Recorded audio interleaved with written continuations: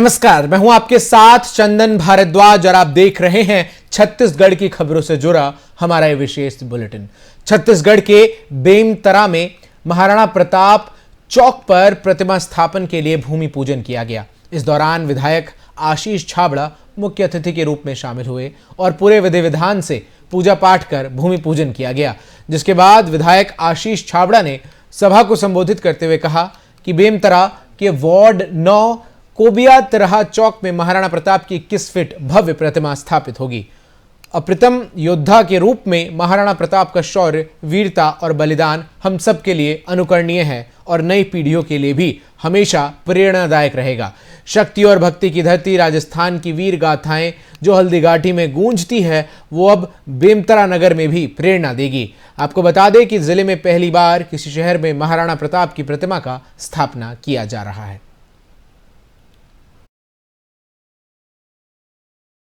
बेमेतरा शहर में चौक चौराहों का सौंदर्यीकरण का काम तेजी से चल रहा है। लगभग सभी चौक चौराहों में समाज प्रमुखों के महापुरुषों की प्रतिमा की स्थापना का कार्य जारी है।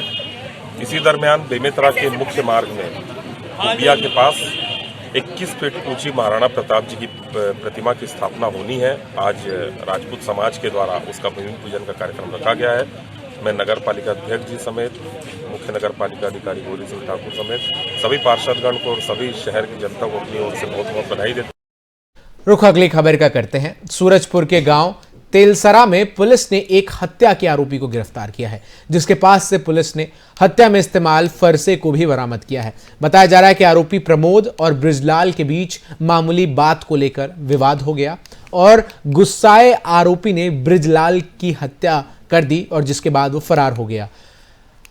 इस हत्याकांड के बाद परिजनों ने पुलिस से शिकायत की और पुलिस ने आरोपी की तलाश की और आरोपी को ढूंढकर जेल भेज दिया।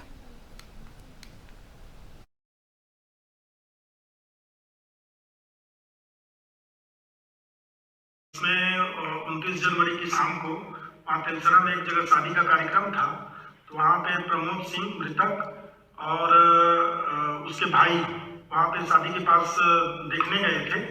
तो प्रमोद सिंह मोबाइल पे बात करते करते वहीं पे ब्रिजलाल के घर के बरामदे में चला गया और वहाँ पे फोन पे ही किसी से गाली गलौज कर रहा था। तो वहाँ ब्रिजलाल ने उसको मना किया कि मेरे घर के अंदर फोन पे किससे गाली गलौज कर रहे हो। इस पर पे दोनों में वाद विवाद हुआ, कहासुनी हुआ।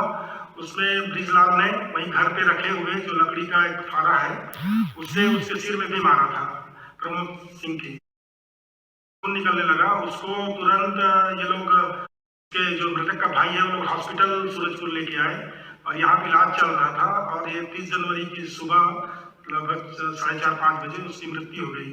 तो इसमें मृतक के भाई ने थाने में रिपोर्ट दर्ज कराया है, जिसपे धारा 302 IPC का मामला कायम किया गया है और आरोपी को गिरफ्तार कर लिया गया है और जिस लकड़ी से उसने मारा था उसको भी जब्त कर लिया गया है। क्या शराब और अल्कोहल सेवन की बातें भी है सर? शादी का कार्यक्रम था तो ऐसी तो कोई बात नहीं है। बाकी दोनों में चूंकि मोबाइल में बात कर रहा था तो अंदर में घर के अंदर उसका मोबाइल में बात करते करते गाली गलौज कर रहा था, जिससे उसने मना किया। दोनों में फिर कहासुनी हुई, वाद विवाद हुआ। इसमें फिर उसने आरोपी ने लकड़ी से तो पुलिस के हाथ एक बड़ी कामयाबी लगी है, जहां पुलिस ने हत्या के आरोपी को गिरफ्तार किया है। इसी खबर पर ज्यादा जानकारी के लिए मेरे साथ सूरजपुर से हमारे संवाददाता तुलेश्वर प्रजापति सीधा जुड़ रहे हैं। तुलेश्वर, क्या कुछ जानकारी है इस पूरे हत्याकांड से जुड़ी आपके पास और किस तरीके से पुलिस ने आरोपी को पकड़ने में सफलता प्राप्त की है? जी सर। जी तुलेश्वर, आवाज आ रही है, बोलिए। आवाज आ रही है सर? जी बोलिए। जी सर, ये ग्राम तेलसरा की है सर वारदात।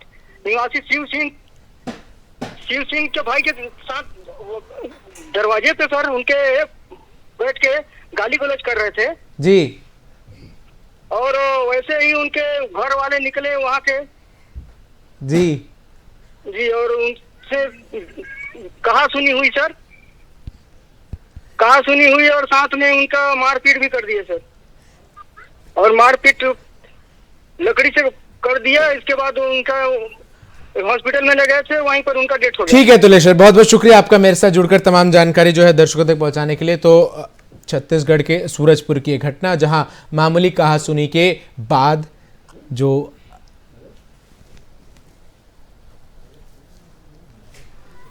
तो छत्तीसगढ़ के सूरजपुर की घटना, जहां पर मामूली कहासुनी के बाद हत्या के आरोपी को पुलिस ने गिरफ्तार कर लिया है।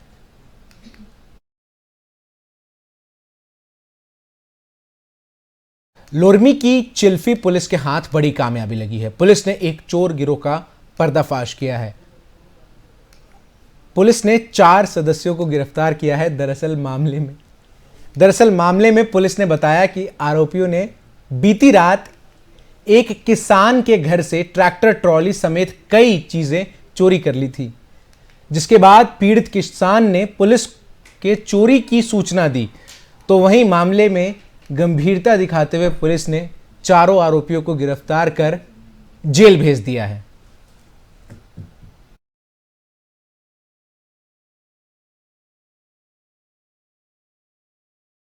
को ग्राम हरदी का प्रार्थी दिलेश्वर काटले थाना में आके रिपोर्ट दर्ज कराया है कि अभी रात्रि में उसके घर के बाहर खड़े ट्रैक्टर के ट्राली को कोई अज्ञात कुछ चोर चोरी करके ले जा रहे थे। इनके जाग जाने पर चोर दो एक पिकअप वाहन है CG 28 6174 इसमें बैठ के भाग गए, ट्राली को छोड़ के।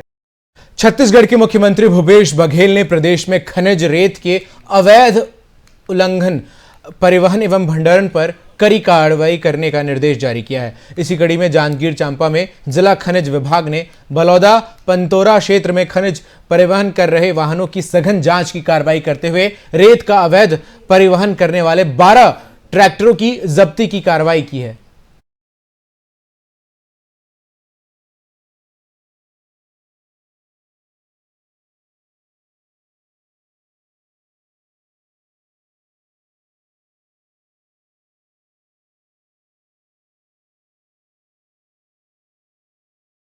देश के संसद में आज से बजट सत्र की शुरुआत हो गई है। कल देश का आम बजट पेश होना है, जिसको लेकर आम लोगों के भीतर सरकार से कई उम्मीदें हैं। तो वहीं छत्तीसगढ़ के सूरजपुर की जनता भी सरकार के इस बजट से आस लगाई हुई है। तो चलिए आपको छत्तीसगढ़ के अलग अलग हिस्सों में लोगों का बजट को लेकर क्या कुछ कहना है, क्या उम्मीदें हैं, ये दिखाते हैं। नमस्कार, आज हम सूरजपुर जिला में आए हुए हैं और यहाँ की जनता से कल पेश होने वाले बजट के संबंध में राय जानना चाहते हैं। इनकी क्या उम्मीदें हैं सरकार पे? जी, हम तो सरकार से उम्मीद करते हैं कि जैसे अभी पेट्रोल का रेट बहुत हाई चल रहा है, 100 से ऊपर चल रहा है, तो हम सरकार से उम्मीद करते हैं कि पेट्रोल का रेट जो है कुछ कम हो, जिससे आम जनता को कुछ राहत मिल सके। फरवरी में जो बजट प्रस्तुत हो रहा है उसमें यही राय है कि दवाइयों की जो MRP है वो जो है कम होनी चाहिए। दवाइयों की जो मैन्युफैक्चरिंग कास्ट है और दवाई की जो MRP है, इन दोनों के बीच जो वेरिएशन है वो जो है कम होना चाहिए, जिससे आम जनता को, पब्लिक को, गरीब पेशेंट को सुविधा हो। जो कि ये जेनरिक दवाई और MRP दवाइयों के बीच जो एक जो है प्राइस का वेरिएशन बना हुआ है, सरकार को चाहिए कि इनकी जो है एक जो है प्राइस कर दे, एक जो है MRP कर दे, ताकि जो है 30%, 40%, 20% जो ये डिस्काउंट वाली चीज़ है ये जो है पूरी की पूरी तरह ख़त्म हो जाए और जो है पेशेंट को भी सस्ते दामों पे दवाई मिले। बाकी जो है सरकार ने जो है टीकाकरण करके एक जो है आम जो है जनता को बहुत बड़ी राहत मिली है। आगे भी जो है नए बजट में सरकार से यही एक उम्मीद है कि जो है दवाइयों के जो है प्राइस पे जो है कंट्रोल करें। जो दवाइयों की मैन्युफैक्चरिंग कास्ट है और जो दवाई की MRP है, इन दोनों के बीच जो गैप है उसको थोड़ा कम करें। नमस्कार। तो आज देश में बजट सत्र की शुरुआत हुई। देश के संसद में राष्ट्रपति के अभिभाषण के बाद वित्त मंत्री निर्मला सीतारमण ने संसद के पटल पर वित्तीय वर्ष 2021-22 के आर्थिक सर्वेक्षण के तमाम आंकड़े जो हैं वो देश के सामने रखे। आपको बता दें कि कल देश का आम बजट जो है लोकसभा में केंद्रीय वित्त मंत्री निर्मला सीतारमण पेश करेंगे और इसी को लेकर देश के अलग अलग राज्यों में लोगों की बजट से कई प्रकार की उम्मीदें हैं। कोरोना संक्रमण के कारण बीते 2 साल में जिस तरीके से देश की अर्थव्यवस्था को काफी नुकसान पहुंचा है, ऐसे में आगामी बजट को बूस्टर बजट के तौर पर भी तमाम जो लोग हैं वो देखते हुए नजर आ रहे हैं। उन्हें उम्मीद है कि सरकार जो मध्यम वर्ग है उन्हें राहत देगी। इसके साथ ही साथ टैक्स स्लैब्स में चूंकि पिछले बार भी बदलाव नहीं हुए, इसलिए इस बार उसमें बदलाव की जो उम्मीद है वो देश की आम जनता लगा रही है। वहीं जिस तरीके से मनरेगा को लेकर सरकार की तरफ से लगातार इस बात को लेकर आश्वासन दिया गया है कि आम लोगों तक इस योजना का लाभ जो है हमेशा पहुंचाता जा रहेगा, उसी तरीके से मध्यम वर्ग के लिए भी सरकार से तमाम तरह की उम्मीदें देश के आम लोग लगाए हुए बैठे हैं।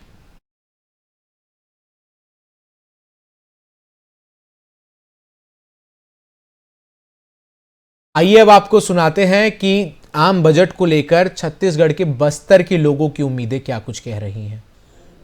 इस वक्त मैं बस्तर में मौजूद हूं और सरकार 1 फरवरी को आम बजट पेश कर रही है। मैं जनता से राय लेना चाहूँगा। हमारे बस्तर में अभी उपस्थित हूँ मैं, और मैं हमारे हरीश पारक विधायक प्रतिनिधि से मैं राय लेना चाहता हूँ। पारक जी, आप बताएं कि क्या मतलब आम बजट पेश करना चाहिए, कैसे हित में हो जनता से। केंद्र सरकार 1 फरवरी को बजट जो पेश कर रही है, मेरी राय यह है कि हमारे बस्तर के सुदूर अंचलों में शिक्षा व्यवस्था बहुत लाचार स्थिति में रहती है, तो कम से कम हमारे बस्तर के बच्चों को अच्छा शिक्षा मिले। कोविड काल का समय चल रहा है और ऑफलाइन ऑनलाइन की प्रक्रिया भी जो है शासन की, कई ऐसे सुदूर अंचल गांव हैं जहां पे मोबाइल की सुविधाएं नहीं हुई है, तो बच्चे उसमें पिछड़ रहे हैं। तो शासन को विशेष तौर पे बस्तर के लिए कोई एक ऐसा पैकेज देना चाहिए जो शिक्षा के लिए महत्वपूर्ण हो। मेरी ये राय है शासन से। और आम बजट कैसे हित में, जनता के हित में हो, और जो 1 फरवरी को पेश हो रही है, आप उसमें क्या राय देंगे।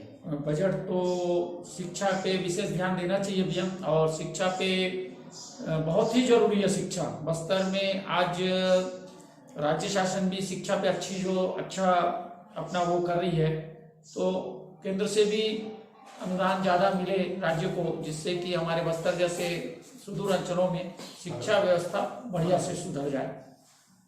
आइए हम हरीश पारक जी से जानना चाहें कि ये इनका मत है कि बस्तर क्षेत्र में जो शिक्षा का जो गुणवत्ता है वो बेहतर से बेहतर हो, और राज्य सरकार इस बजट में ध्यान दे। और मैं फिर आगे बढ़ाते हुए मैं हमारे जनपद सदस्य उनको ले जाना चाहता हूँ, उनकी राय जानना चाहता हूँ। क्या आप राय देंगे जो 1 फरवरी को बजट पेश हो रही है। सर, इसमें तो मैं गाँव के हित के बारे में मान के चलो कि गैस सिलेंडर हो गया।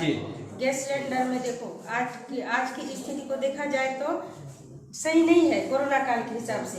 उसके बाद भी मैं राज्य शासन से मैं निवेदन करती हूँ कि इतना गैस का जो मूल्य है, दाम वो आसमान को छू रहा है। उसके हिसाब से मैं कहना चाह रही हूँ कि उस गिरावट हो, कुछ ग्रामीण स्तर के, वैसे भी महिलाओं के लिए अच्छा रहेगा।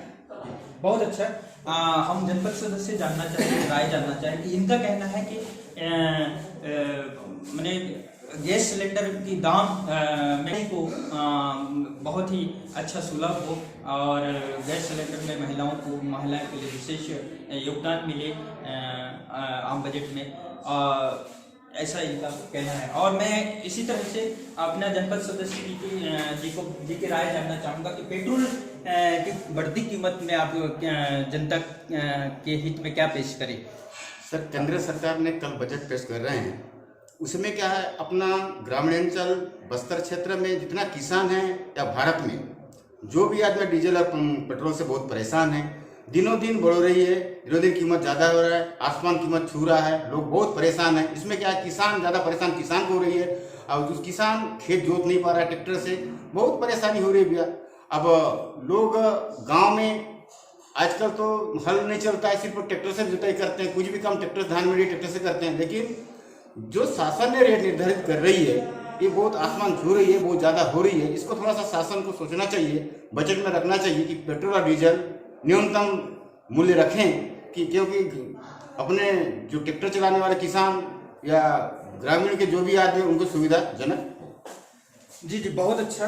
हमारे जनपद सदस्य जी ने कहा कि पेट्रोल की रेट जो आज आसमान को छू रही है, उसको ध्यान में रखते हुए आज सरकार बजट पेश करे और जो हमारे किसान को ज़्यादा से ज़्यादा लाभ मिले। जो ट्रैक्टर उपयोग करते हैं हमारे अधिकतर बस्तर क्षेत्र में, ग्रामीण क्षेत्र में ज़्यादा से ज़्यादा लाभ हो, इस प्रकार का बजट पेश करे और हमेशा जनता के हित में ही काम करती आ रही है सरकार। मैं यही कहना चाहूँगा कि एकदम माने सरल रूप से आप बजट पेश करें जो जनता के हित में हो। वीडियो जर्नलिस्ट के साथ मैं हरि सिंह ठाकुर, संभावित ब्यूरो चीफ। छत्तीसगढ़ में कोरोना की तीसरी लहर का सबसे संक्रमित जिला बन रहे रायपुर को राहत मिलती दिखी है।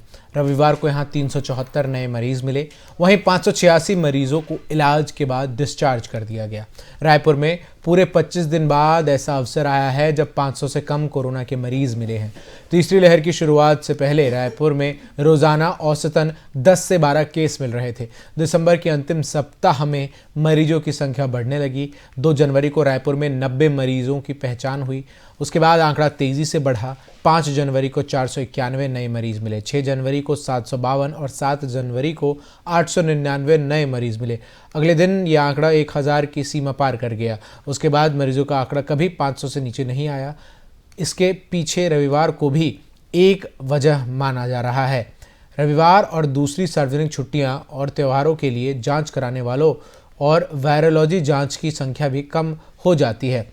रविवार को प्रदेश भर में 25,959 सैंपल लिए जा सके, वहीं 2,373 लोगों की रिपोर्ट पॉजिटिव आई। पिछले सप्ताह रोजाना का औसत सैंपल कलेक्शन 42,000 था। रविवार को केवल 2,373 नए केस सामने आए हैं। ये रोजाना के औसतन 4,000 से 5,000 के करीब आधा है। इसके बाद भी संक्रमण दर में वृद्धि दर्ज की गई। रविवार को प्रदेश की संक्रमण दर 9.14% रही। शनिवार को यह 8.62% थी। शुक्रवार को संक्रमण दर 8.24% रही थी। 26 जनवरी को तीसरी लहर में सबसे ऊंची संक्रमण दर 15.81% दर्ज हुई।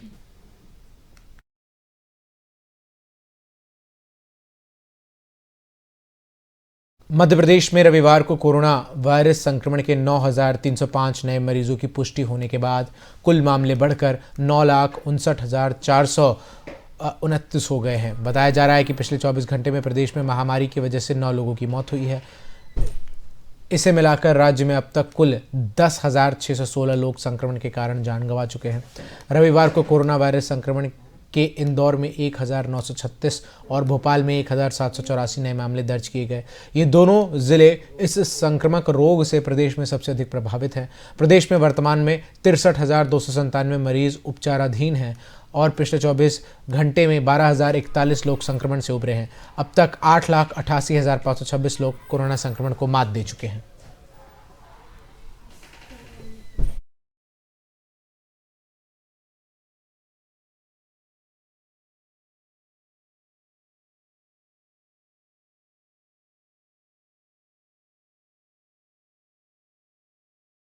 संक्रमण के मामले लगातार, चाहे वो छत्तीसगढ़ हो या मध्य प्रदेश हो, यहां अब कम होते हुए नजर आ रहे हैं। बात अगर छत्तीसगढ़ की करें तो छत्तीसगढ़ की राजधानी रायपुर में कोरोना संक्रमण के मामलों में कमी जो है लगातार देखने को मिल रही है। तो वहीं मध्य प्रदेश में भी कोरोना संक्रमण के जो मामले हैं वो लगातार कम होते हुए नजर आ रहे हैं। 9,305 नए मामले जो हैं वो पिछले 24 घंटे में मध्य प्रदेश में निकलकर सामने आए हैं।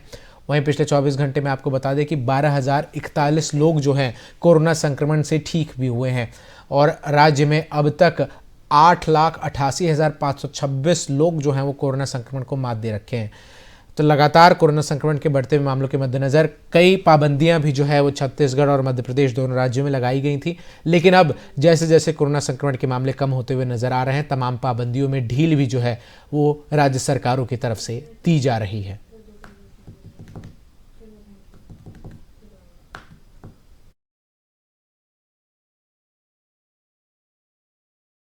तो फिलहाल के लिए इस बुलेटिन में बस इतना ही। खबरों का सिलसिला FM न्यूज़ पर लगातार जारी है।